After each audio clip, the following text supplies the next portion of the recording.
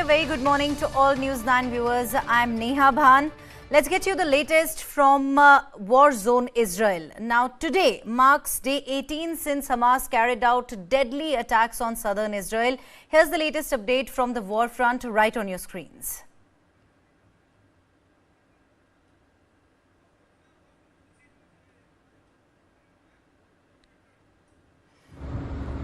It's day 18 of the Israel-Hamas war. 436 Palestinians reported killed in 24 hours.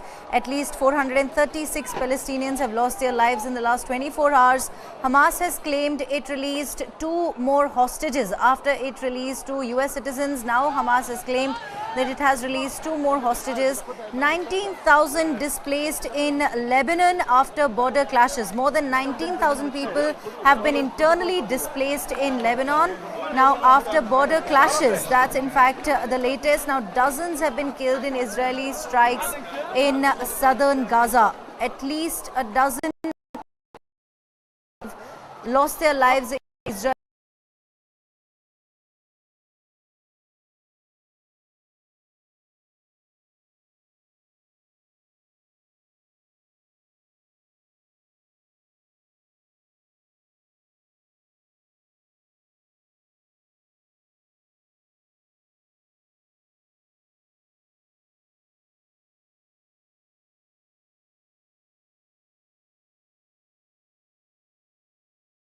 May harden Palestinian attitude. That's what former United States President Barack Obama has warned, saying that some of Israel's actions in its wars against Hamas could harden Palestinian attitude for generations. Meanwhile, Prime Minister Narendra Modi also had a word with King Abdullah of Jordan, where both are said to have discussed West Asia crisis. Both of these leaders discussed West Asia crisis. Meanwhile, third set of 8 trucks passed through Rafah crossing after Israel allowed some aid to reach to the distraught people of Gaza. Third set of 8 trucks was allowed to pass through the Rafah crossing after Israel ensured that none of the aid is being given to Hamas, or Hamas is able to take over any of the aid that's been given to the distraught people of Gaza. Palestinian terrorist group Hamas has claimed to have freed 2 more female hostages who were abducted from Israel on the 7th of October following a deadly attack on southern Israel by the Islamist terror organization. Hamas's military wing released a statement stating that the 2 hostages were freed for compelling humanitarian reasons, quote unquote, mediated by Qatar and Egypt. Although there has been no immediate confirmation from Israeli authorities, Israeli media reported that the 2 women were taken to the Rafah border crossing between Gaza and Egypt. Now, this development comes after Hamas released 2 hostages, a mother and a daughter, both of whom are US citizens. Do remember that it was in fact just a few days ago, Hamas had released 2 American hostages, a mother and a daughter, marking the first known hostage release in the conflict with Israel. And now it is being said that Hamas is claiming that it has freed 2 more women. The Israeli military has confirmed that 222 people are currently being held as captives in Gaza. Although there is no immediate confirmation from the Israeli authorities, but Israeli media has reported that the 2 women were taken to the Rafah border crossing between Gaza and Egypt.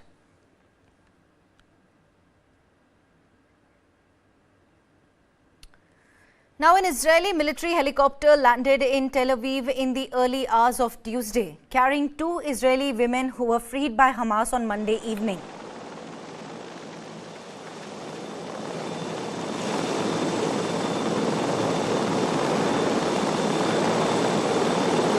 Reuters video showed a helicopter landing on the rooftop of a hospital with soldiers carrying the women on stretchers into the medical facility.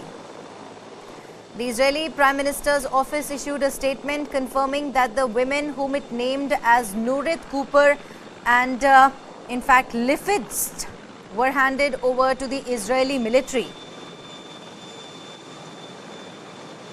The two kidnapped from kibbutz Nir Oz near the Gaza border along with their husbands who were still held by Hamas. It added, Hamas freed them after releasing an American woman and her daughter on Friday. All four were seized in the October 7 cross-border assault in which Hamas killed 1,400 people, according to Israeli figures. At least 5,087 Palestinians have been killed in 2 weeks of Israeli strikes, including 2,055 children, the Hamas-run health ministry claimed.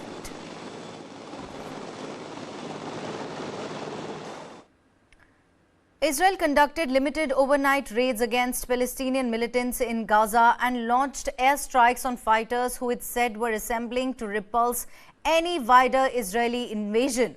The Palestinian terrorist group Hamas said its fighters had hit back by engaging an armored Israeli force in southern Gaza and launched 2 attack drones at military posts, which Israel said were thwarted. Right on your screens, the Israeli Defense Forces, they are saying we guarantee to eliminate Hamas terrorism and we take our word very seriously. That's what Prime Minister Benjamin Netanyahu has also maintained, that this time the Israel's goal is just to eradicate Hamas. Now, Israel continuing with its overnight raids against Palestinian terrorists in Gaza. It launched airstrikes on fighters who it said were assembling to repulse any wider Israel invasion. Do remember that Israel is preparing for a ground invasion which appears to be round the corner. We also have an Israeli Defense Forces spokesperson speaking to the media. Let's listen in. צה"ל פשטו היום בשטח עזה, סמוך לגבול, כחלק ממאמץ להכנת המרחב לקראת תקיפה ובהמשך האיסוף של מידע בנוגע לנעדרים ולחטופים. משימה לאומית ראשונה במעלה. במהלך אחת הפשיטות נהרג לוחם צה"ל ו3 לוחמים נפצעו. הודעה נמסרה למשפחותיהם. Cryptocurrency's role in terrorist financing and funding terrorist groups has come under renewed scrutiny following a deadly attack in Israel by Palestinian terrorist group Hamas. Here's a report. Take a look. There has been a lot of focus on how crypto is used to fund terrorist organizations and militant groups. So since the Palestinian militant group Hamas launched an attack on Israel at the start of October, the role of crypto in funding militant groups and terror organizations has really come into the spotlight. Hamas itself has been known to raise money via cryptocurrencies. Over the past few weeks, the Israelis have frozen several cryptocurrency wallets it said were linked to Hamas. Many people say that crypto is an extremely useful tool for these kind of organizations. It's largely anonymous. The money that anyone sends over the blockchain, that's the technology that underpins cryptocurrency, is usually just identified by a string of letters and numbers. It's difficult to track, and this means that for militant groups or terrorists seeking to raise money, crypto has become a very popular tool. Now, it's not completely anonymous. Cryptocurrency companies, that means exchanges, as well as law enforcement organizations, can actually work out who is sending the money, but it takes a bit of work for them to do that. The United Nations officials said in 2022 that about 5% of terror attacks were considered to be financed by cryptocurrencies. A variety of cryptocurrencies are known to be used by terrorist groups and militant groups to raise funds. That said, while Bitcoin is popular, stablecoins, that's a type of cryptocurrency that's designed to keep a very steady value, have become more popular in recent years. There are also a number of other sources that these groups use to raise funds. That's anything from charities, shell companies, investments overseas, to also raise funds. So crypto is definitely part of the mix, but it's very difficult to say exactly what proportion. Now, Israel continued to pummel targets in Gaza as well as Hamas supporters in Lebanon and Syria. Medical sources in Gaza said more than 200 Palestinians were killed in Israeli airstrikes overnight. In Gaza's Khan Yunis, this funeral was held for 7 family members killed in an airstrike that hit their home at dawn. Israel began its unrelenting airstrikes on Gaza, one of the most densely populated places on earth, after Hamas gunmen breached the border on the 7th of October. Concerns over the risk of a wider Middle East conflict increased on Sunday as the US dispatched more military assets to the region. That's also as Israel continued to pummel targets in Gaza, as well as Hamas supporters in Lebanon and Syria.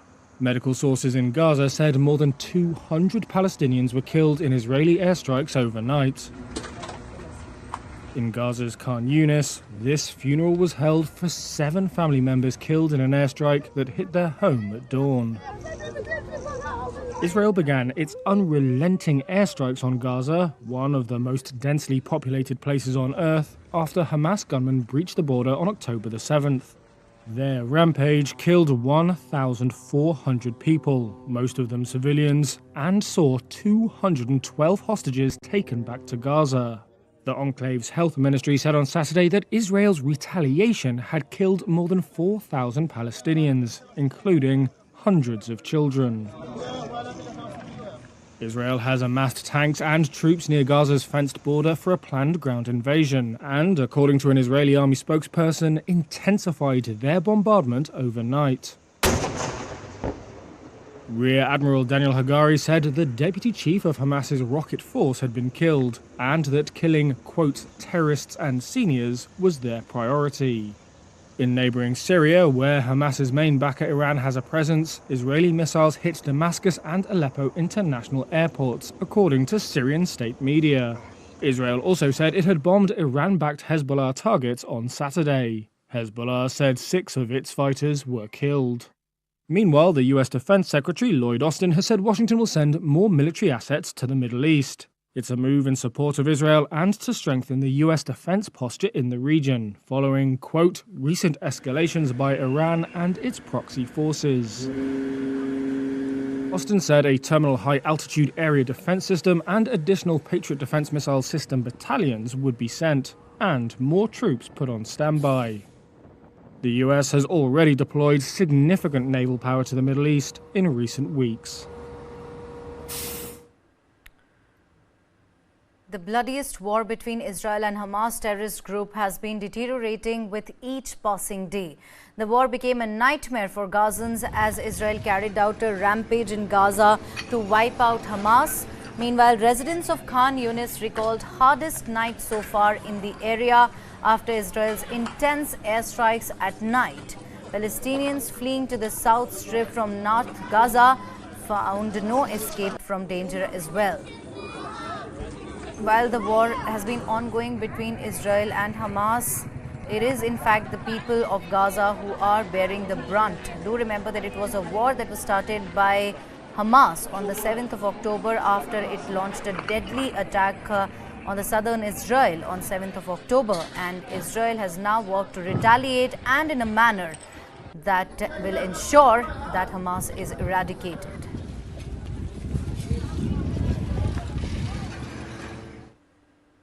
Palestinian medics pulled young survivors from under the rubble after an Israeli airstrike hit residential buildings in northern Gaza's Jabalia refugee camp. These are the sort of heart-wrenching incidents that keep coming to light. Palestinian medics have pulled young survivors from under the rubble. Obviously, we cannot show you the visuals because of the kind of content that they carry, but to give you all the information, to give you all a sense of what exactly has happened here, these Palestinian medics pulled young survivors from under the rubble. This was after an Israeli airstrike hit residential buildings in northern Gaza's Jabalia refugee camp.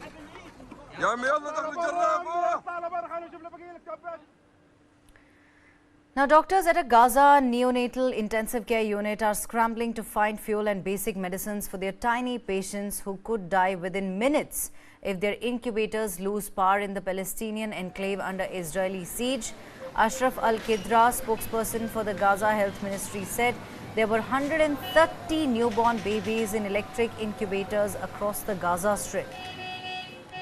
Doctors are now worried about these babies who the Palestinian, in fact, Gaza Health Ministry spokesperson has said that there were 130 newborn babies in electric incubators across the Gaza Strip, and now doctors are struggling.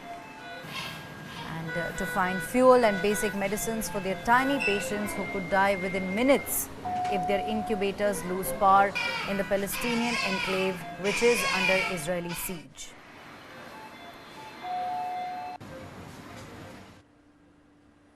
Japanese aid packages arrived at a school sheltering displaced Gazans in Khan Yunis after a third convoy of aid trucks entered through Rafah, crossing from Egypt bound for the besieged Gaza Strip. Humanitarian deliveries through Rafah began on Saturday after wrangling over procedures for inspecting the aid, and bombardments on the Gaza side of the border had left relief materials stranded in Egypt. On Saturday, Israel allowed this aid to pass through the Rafah border and reach Gazans. Israel was quite firm when they said that they will ensure that none of this aid is being taken over by Hamas terrorists. Now here, Japanese aid packages arrived at a school sheltering displaced Gazans in Khan Yunis. This is the third convoy of aid which was allowed to enter through the Rafah crossing from Egypt. There are several countries who have been sending various aid supplies, essential aid supplies to war-torn Gaza Strip.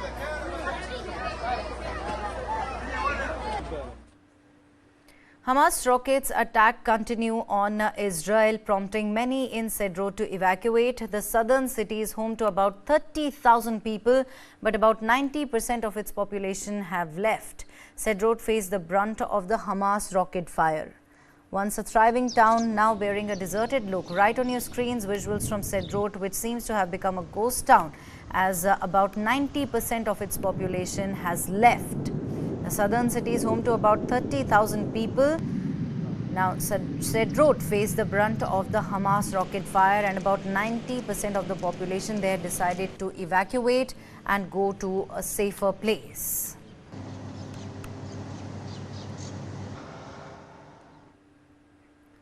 Families plead with Israeli president for safe and immediate return of hostages held by Hamas.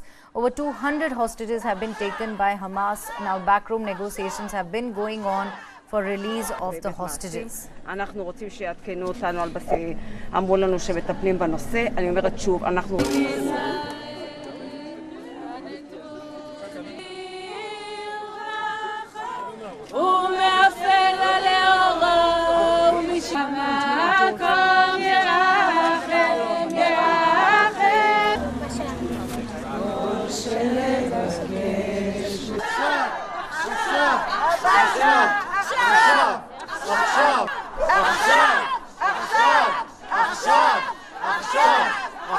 באמת מעשים. אנחנו רוצים שיעדכנו אותנו על בסיס, אמרו לנו שמטפלים בנושא. אני אומרת שוב, אנחנו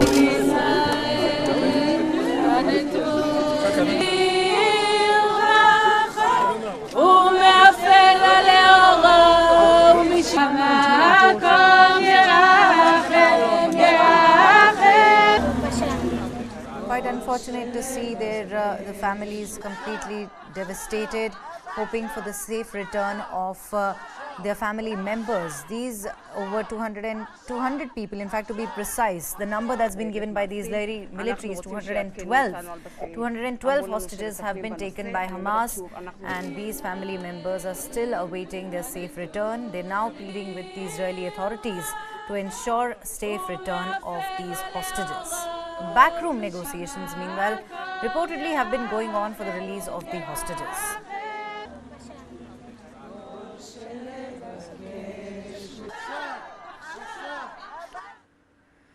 Now, the Israeli authorities said they would evacuate 14 more Israeli villages near the northern border with Lebanon amid escalating tit-for-tat clashes between Israeli forces and Hezbollah that have raised concerns that the Israel-Hamas war could ignite other regional confrontations.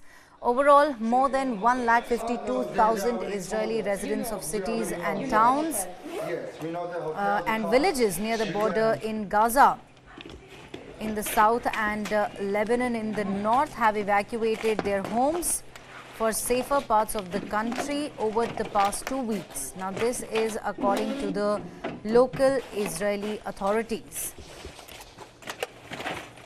After skirmishes, the Lebanon border continues to remain tense. Now, the Israeli authorities have said that they would evacuate 14 more Israeli villages near the northern border with Lebanon amid escalating tit-for-tat clashes between the Israeli forces and Hezbollah, which has been trying to enter the Israel-Hamas war.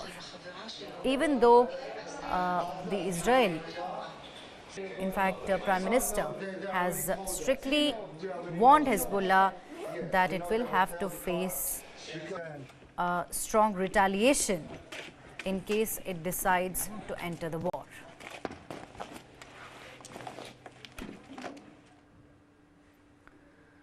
Over the past day, the IDF has struck over 320 military targets in the Gaza Strip. IDF continued to strike terror infrastructure and military targets in the Gaza Strip.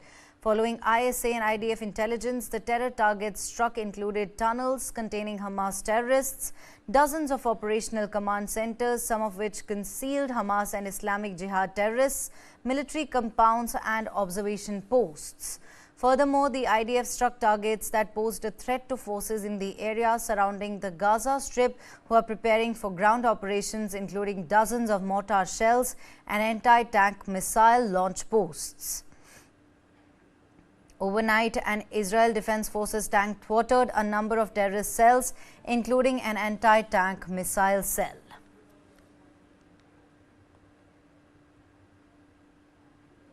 My colleague Manish Jha is currently reporting from Tel Aviv. He gets us the latest from there. Let's take a look. मैं इस वक्त तेल अवीव में पहुंचा हूं एक बार ये देखने के लिए कि अब तेल अवीव आगे क्या करेगा, क्योंकि तेल अवीव के पास जहां आंतरिक और बाहरी दबाव है, वहीं तेल अवीव को एक डिसीजन लेना है कि डू एंड डाई की स्थिति में, और उन्होंने ले भी लिया है। और मेरे कैमरा सहयोगी अमित आपको आसपास की तस्वीरें भी दिखाएंगे। और साथ में मैं आपको बता दूं, एक तरफ जहां इजराइल की सरकार ने ये फैसला लिया है कि अब कोई युद्ध विराम नहीं होगा, हम अपना ग्राउंड ऑपरेशन जारी रहेंगे, लेकिन सबसे बड़ी बात ग्राउंड ऑपरेशन को लेकर ये दिक्कत आ रही है। और इस वक्त आप कैमरे पर देख रहे होंगे, देखिए यहाँ पर मौजूद पूरे शहर में अगर आप देखेंगे तो आपको 70 से 80% लोग जो हैं वो आपको सेना की वर्दी पहने हुए घूम रहे हैं। यानी पूरे शहर को ही, या कहें तो पूरे देश को ही सेना में तब्दील कर दिया गया है, ये हालत है यहाँ पर। लेकिन इन सब को इंतजार है ग्राउंड ऑपरेशन का। सवाल यह है कि ग्राउंड ऑपरेशन कब शुरू होगा। ग्राउंड ऑपरेशन को लेकर अमेरिका के रक्षा मंत्री ये कहते हैं कि अर्बन वॉरफेयर बहुत मुश्किल वाला चीज़ होता है, सो ऐसी स्थिति में हमें संभल कर चलना होगा। इजराइल के रक्षा मंत्री कहते हैं कि 3 महीने तक चलेगा ये ग्राउंड ऑपरेशन। तो ग्राउंड ऑपरेशन के नाम पर सारी तैयारियां तो हो रखी है, लेकिन इस बीच में सबसे बड़ी खबर ये है कि हमास ने ये ऐलान किया है कि हम फिर इजराइल पर सरप्राइज अटैक करेंगे। समय हम तय करेंगे, जगह हम तय करेंगे, लेकिन हमास एक बार फिर इजराइल पर सरप्राइज अटैक करने की तैयारी कर रहा है। ठीक वैसा ही अटैक जैसा इस वक्त हम वीडियो में दिखा रहे हैं कि कितना कत्लेआम मचाया है, कितना नरसंहार मचाया है, और इसी तरह के एक और अटैक की प्लानिंग कर रहा है हमास। ये इनपुट इजराइल को मिला है। My colleague Sumit Chaudhary is also in Israel and he spoke to Israeli military officers. Let's listen in. We have with us Richard Hectic, and if I ask you, Richard, we have seen so many multiple things. We have seen the strategies which you have been developing. What is the situation right now? The situation right now is that we are preparing for the future stages of this war. They unleashed this war on us. You saw it today. You saw the visuals. You understand why we are doing this. It's going to take a long time, and we're going to do it when the operational conditions are ready. We're striking Hamas targets from the air. We've asked the populations in the north of Gaza to move south. We've created a humanitarian zone in the south, and we're going after Hamas based on intelligence from the air. And Richard, we have been looking at the multiple fronts have also opened, not only the Gaza. Hezbollah is also doing the same thing. We have seen multiple terrorist organizations are coming together against it. How do the idea of strategizing all those things? So we've also ramped up our defences in the north, but again our focus is on the Gaza. What we're saying now to the Lebanese government and Hezbollah, do not sacrifice your future for the Hamas. If you come into this, the consequences will be very grave for them. One thing more, I've been seeing multiple things. You have described us everything, the atrocities, everything you have described.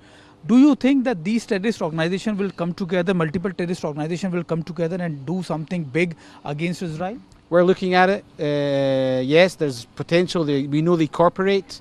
Jihad cooperates with Hamas, Hezbollah. They're all talking to each other. We know this.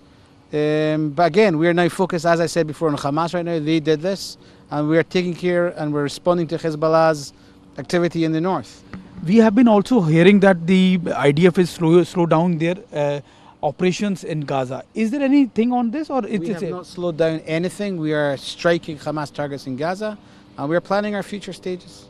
future stages? And we can see all these things similar in the northern borders as well if something happens? Well, northern border is a different phenomena. Right now we're focusing on Gaza. Anything new which you have added on in your operations?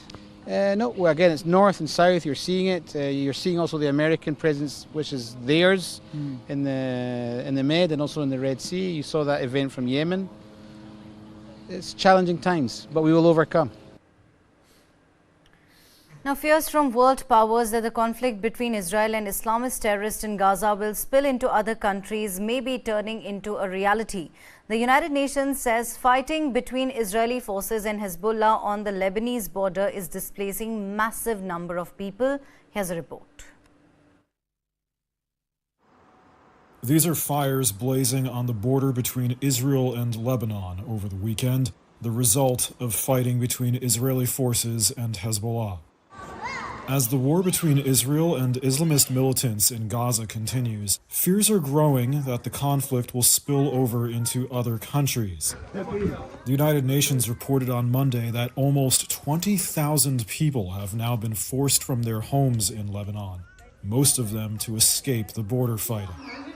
The UN's International Organization for Migration says they started tracking the displacement on October 8th. A day after the devastating Hamas attacks on Israeli communities. Hezbollah is supporting Hamas in the war. Reuters recently found this woman in a school converted into a temporary shelter near the border. She's saying she couldn't find another place to stay. Even UN peacekeepers wouldn't take them in. She was in the middle of cooking when she fled, and her neighbor's house was destroyed. Israeli communities on the border have also been evacuating, with dozens of towns and villages ordered by the government to clear out. Hezbollah hasn't fully committed its forces to the war, and it's not clear if or when it may do so. As of Monday, it's reported to have lost over 24 fighters since October 7th. Israeli Prime Minister Benjamin Netanyahu has warned that if Hezbollah did open up a second front to the conflict, that it would bring unimaginable devastation to Lebanon. My colleague Manish Jha was at the Lebanese border. He gets us the latest on what's happening on that front. Let's listen in.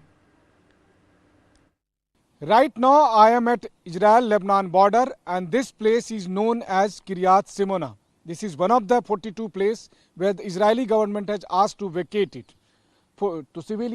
All the civilians who are staying here, who are living here, they have been asked to vacate it and go to some secure place because the Hezbollah is continuously attacking on these area. You can see the mountain, and top of the mountain, this is the Israeli post. From this location, continuously IDF attacking the opposite side, the Hezbollah. And the Hezbollah is also attacking this side, and most of the time, those rockets are coming near these area, and that's why for the security of these peoples, the government has asked them to vacate these locations, go to some safe place, and the peoples are going out. There are very few peoples here. Most of them have already evacuated, but some of them who are here, they are going out, so that these places will be used by the armed personals. Right now I am moving around this area, and I have found lots of army vehicles and the military posts. All these are deployed here, and at the same time you can see this area where I am standing right now, and mostly these area are totally empty. No one is here. All the shops, markets are closed now, and the people who are here, they all are going out to find some safe places. So this is the location here where everyone is watching now. Now, after United States President Joe Biden and UK Prime Minister Rishi Sunak, French President Emmanuel Macron visited Israel. 2 days before, Israeli Prime Minister Netanyahu on Sunday said that French President and Dutch Prime Minister Mark will visit Israel this week. Macron has landed in Tel Aviv to support the war-torn nation.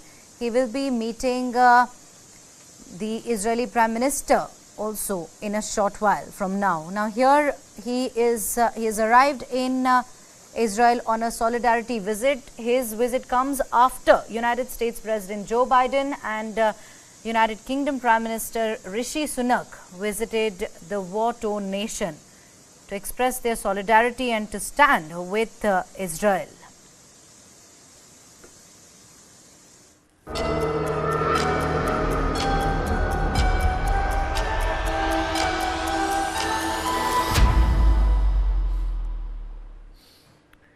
Switching our focus now, the air quality in Delhi-NCR continues to deteriorate. In the latest, IMD scientist Vikas Soni has stated that the AQI levels in the national capital will remain under the very poor category till the 26th of October.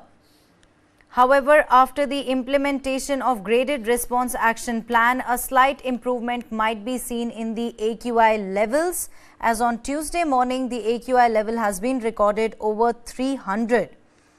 The overall air quality in the national capital on Monday morning was recorded in the very poor category, with the AQI at 306 against 302, which was recorded on Sunday afternoon. Delhi में प्रदूषण का स्तर धीरे धीरे बढ़ने लगा है। अगर मैं आज आपको तस्वीरें दिखाऊं इंडिया गेट से, तो आप देखेंगे आज भी धुंध छाई हुई है। आप देखिएगा इंडिया गेट पर धुंध छाई हुई है और ये जो धुंध की चादर ने दिल्ली को घेर रखा है। देखेंगे आप हर तरफ इसी तरह की धुंध, वो चाहे दिल्ली एनसीआर सभी जगहों पर है। अगर मैं आज की तापमान की बात करूँ, तापमान भी लगभग 16-17 डिग्री सेल्सियस न्यूनतम तापमान हो चुका है और वहीं दूसरी तरफ प्रदूषण भी बढ़ता जा रहा है। अगर मैं आज के तापमान की बात करूँ तो आज 17 डिग्री सेल्सियस न्यूनतम तापमान और 32 डिग्री सेल्सियस अधिकतम तापमान होने का अनुमान लगाया गया है। और पिछले दिनों की अगर बात करूं, कल परसों की, तो 16 डिग्री 15 डिग्री तक न्यूनतम तापमान पहुंच गया था। तो आज लगातार कहेंगे कि तापमान घट रहा है और दूसरी तरफ प्रदूषण बढ़ रहा है। तो अगर आप सुबह बाहर निकलते हैं तो सावधानी बरतें। इस पर मैं सफर इंडिया एयर क्वालिटी सर्विस जो देता है उस पर देखती हूँ आज दिल्ली ओवरऑल क्या दिखा रहा है। तो देखिए 303 देखिएगा AQI है 303 और ये वेरी पुअर कैटेगरी में आता है। कल 306 था और आज 303। प्रेडिक्शन का अगर मैं देखूं कि और कल क्या हो सकता है, तो आप देखेंगे 313 कल का आप देख रहे होंगे, ये प्रेडिक्शन है। कल 313 होने का अनुमान लगाया गया है। यही बता दूं कि मौसम विभाग का ये भी कहना है कि अगले एक हफ्ते में AQI बहुत तेजी से बढ़ेगा। दिवाली तक तो हाल और ख़राब हो सकते हैं। अभी तो कल दशहरा है और आज आप देख रहे हैं उसके बावजूद 303 अभी से AQI पहुंच गया है वेरी पुअर कैटेगरी में। ऐसे में डॉक्टर्स बार बार कह रहे हैं कि सावधानी बरतें।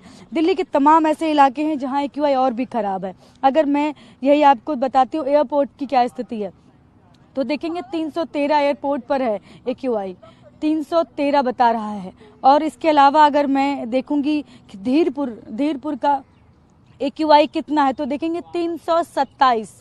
धीरपुर का 327 AQI है। मतलब बाकी के जो कुछ इलाके हैं जो वहाँ की हालात और भी खराब हैं। प्रदूषण का स्तर लगातार बढ़ रहा है। नोएडा की अगर बात करूँ, दिल्ली NCR का अगर बात करें तो नोएडा में देखिए 308 AQI है, 308 है। और गुरुग्राम में जो है वो आप देखेंगे, ये मैं आपको सफर इंडिया जो एयर क्वालिटी सर्विस जो देता है वो देखिएगा 249 गुरुग्राम में है। तो गुरुग्राम की स्थिति थोड़ा सा नोएडा से बेहतर है दिल्ली के, लेकिन जो बाकी के इलाके हैं उनके हालात बहुत खराब हैं। प्रदूषण का स्तर लगातार बढ़ रहा है। 330, 340 कई इलाकों में तो 350 के पार भी चला गया। इसीलिए लगातार ये सरकार भी बोल रही है कि आप सावधानी बरतें सुबह शाम जहां तक हो, क्योंकि सुबह जो है वो पोल्यूशन बहुत ज़्यादा होता है। इसलिए मॉर्निंग वॉक करने वालों के लिए खास तौर पर ध्यान देने के लिए बोला गया है। सेहत का ध्यान रखें। जिनको पहले से ही सांस संबंधी बीमारियां हैं वो लोग तो बिल्कुल भी सुबह को टहलने के लिए बाहर ना जाएं, एक्सरसाइज करने बाहर ना जाएं। और डॉक्टर्स भी सावधानी बरतने की बात कह रहे हैं। Now, on the auspicious occasion of Vijay Dashmi Utsav, members of the Rashtriya Swayam Sevak Sangh organized a Path Sanchalan or route march in Nagpur. This event saw the participation of RSS Chief Mohan Bhagwat. The event also saw the participation of Union Minister Nitin Gadkari and Maharashtra Deputy Chief Minister Devendra Fadnavis.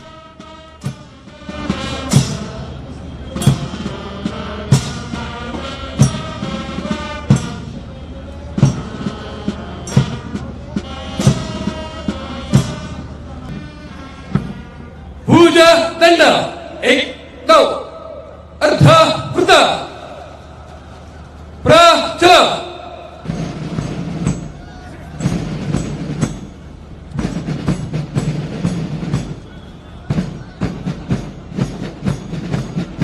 Speaking on the Ram Mandir construction, Bhagwat said that the endeavors and efforts of a nation are driven by national ideals. That's not it. The RSS chief also spoke on the current situation in Manipur. Let's listen in. ये बात सही है और हम सब उसका अनुभव कर रहे हैं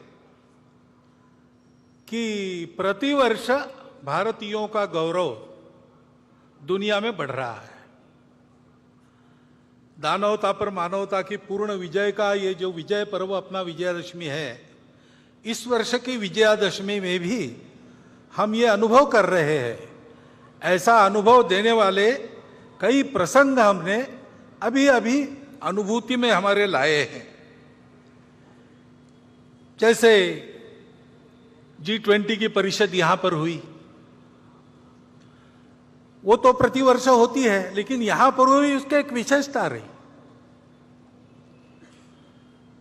उस परिषद में हमारे भारतीयों के आतिथ्य की बड़ी प्रशंसा हुई, उसका पहली बार उन्होंने अनुभव किया। हमारे विविधता की सजी संस्कृति का गौरव उन्होंने अनुभव किया। केवल भूतकाल की बात नहीं, हमारी वर्तमान की जो उमंग भरी उड़ान है उसको भी उन्होंने प्रत्यक्ष देखा, दुनिया भर के देशों के लोगों ने। और हमारे मन की जो सद्भावना है, प्रामाणिक सद्भावना है, अफ्रीकन यूनियन को सदस्य बनाने में पहले ही दिन परिषद का घोषणा पत्र एक मत से कराने में, और हमारी राजनीतिक कुशलता भी उन्होंने देखी, हमारी प्रामाणिक सद्भावना भी उन्होंने देखी। विशेषकर आर्थिक विषयों पर केंद्रित जो परिषद होती थी, उसमें पहली बार वसुधैव कुटुंबकम की बात कही गई। महिलाओं के उन्नति की, महिलाओं के नेतृत्व की बात कही गई और वो मानव केंद्रित बात हो गई। उसमें करुणा के ग्लोबलाइजेशन की बात भी यहां जो C20 हुआ था वहां रखी गई थी। ऐसा एक प्रसंग हमको एक झलक देके गया कि हमारा स्थान आज दुनिया में क्या बना है। हमारे नेतृत्व के कारण भारत का एक विशिष्ट स्थान दुनिया के अग्रणी देशों में बन गया। तो ये सहज बात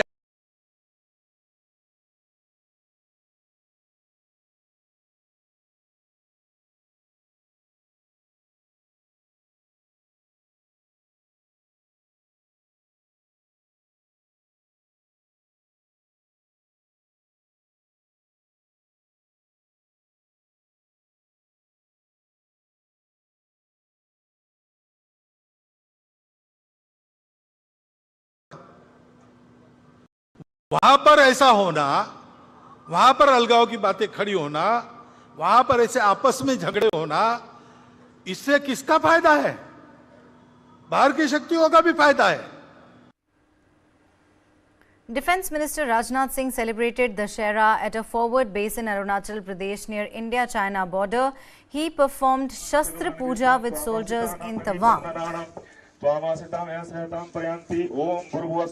राम सदा शिवाय नमः दुर्गा देवी नमो नमः सत पूजां निवेदयामि प्रयासक्ति कमनीयते वैरत्राय देवी दुर्गे देवी नमस्तुते रोगान शेषान पंचदुष्टा The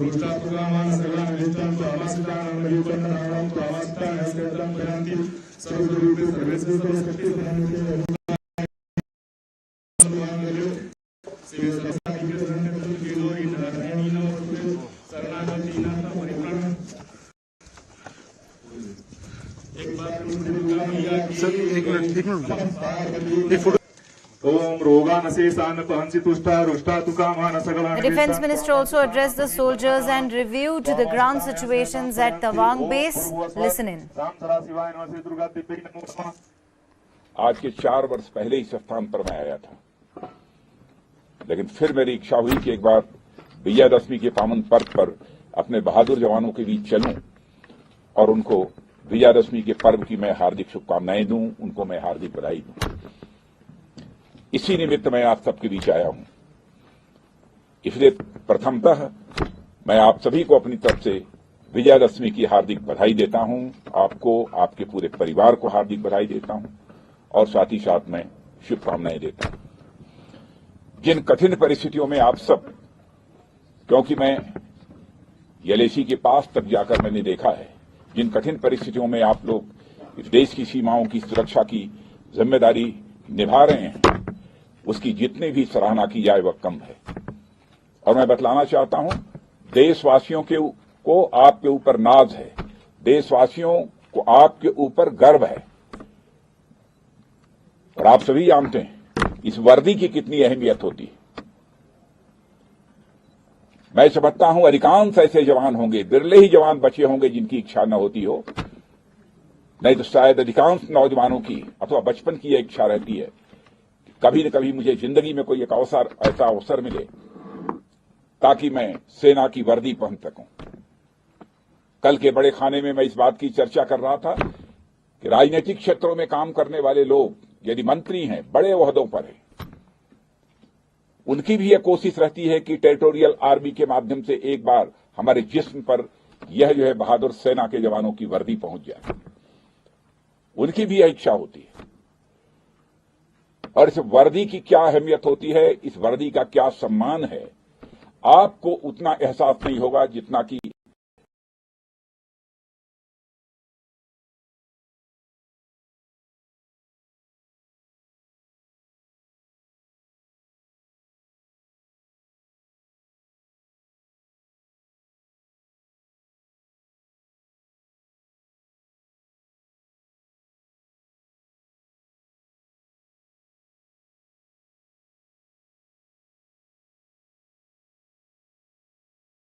been charged with 83 count attempted murder and endangering an airplane. That's according to authorities, who say 44-year-old Joseph David Emerson was sitting in a jump seat in the cockpit of a plane bound for San Francisco Sunday when it was diverted to Portland, Oregon after he tried to shut the engines down.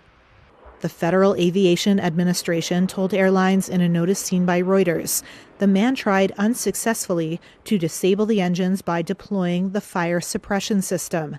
It added that the crew was able to subdue him and remove him from the flight deck.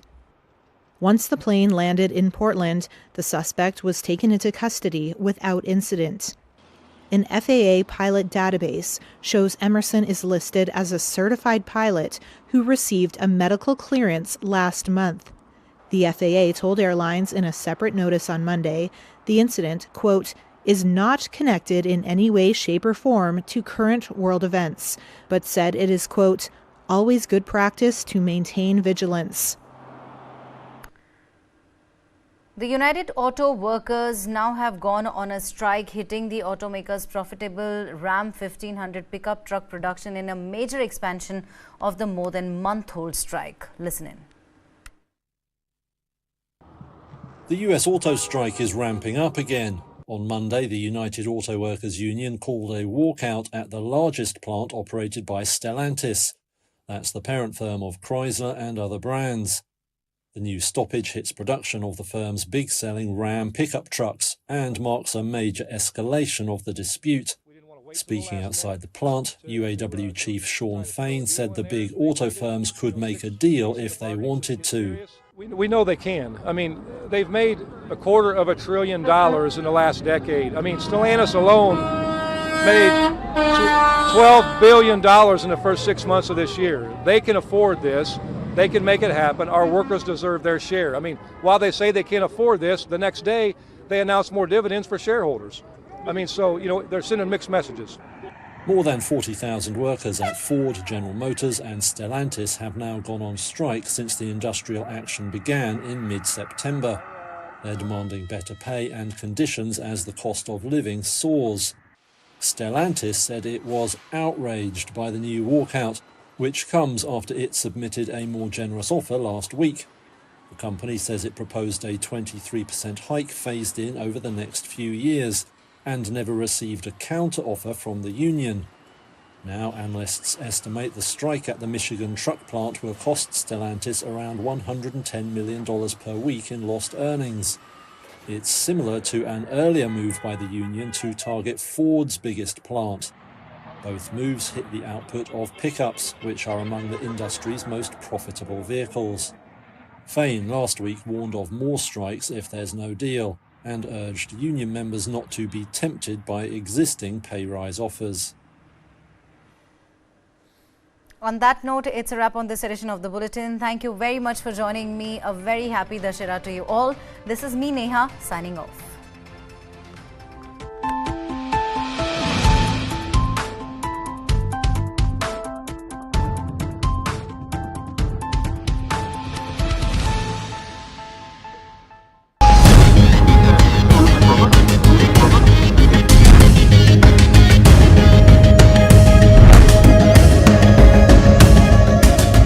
Almost did not want to find out that Rajiv Gandhi was corrupt. Is it possible for a